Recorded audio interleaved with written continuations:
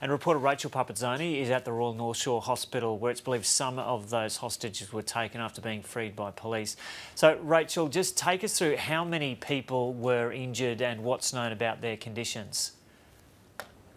Joe, police have only in the last few minutes actually released some more information about people that were injured in this siege overnight. 6 people were injured when it all came to that culmination, that vision that we've seen from 2 o'clock this morning.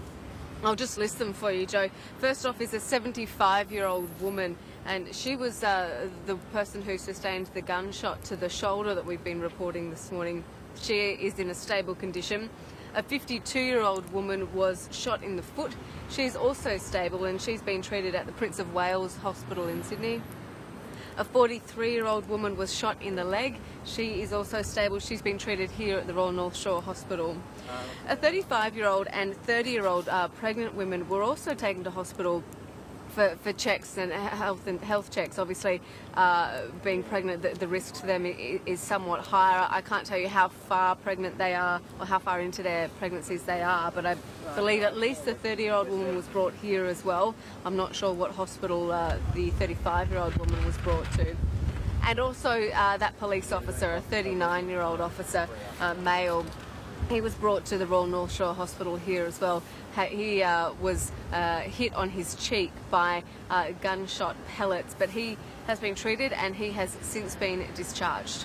Yeah, and Rachel, in that media conference with Catherine Byrne just in the last half hour or so, we'd heard that she'd been speaking to him. She'd given him a call on his way home, and he said he'd be right for work tomorrow. He's keen on getting into work tomorrow. Well, that just shows the dedication, doesn't it, of our police force, and that's something that we've seen over the last 24 or so hours, Joe, is the police force really rallying together, all the different departments within that police force to get this situation under control and to resolve it as quickly and as peacefully as possible. Of course, though, there was tragedy, it goes without saying, with the 2 victims who tragically were killed in the incident, and that is, of course, 34-year-old Tori Johnson, the manager of the cafe, and 38-year-old lawyer Katrina Dawson. Clearly their families are very distraught at the moment.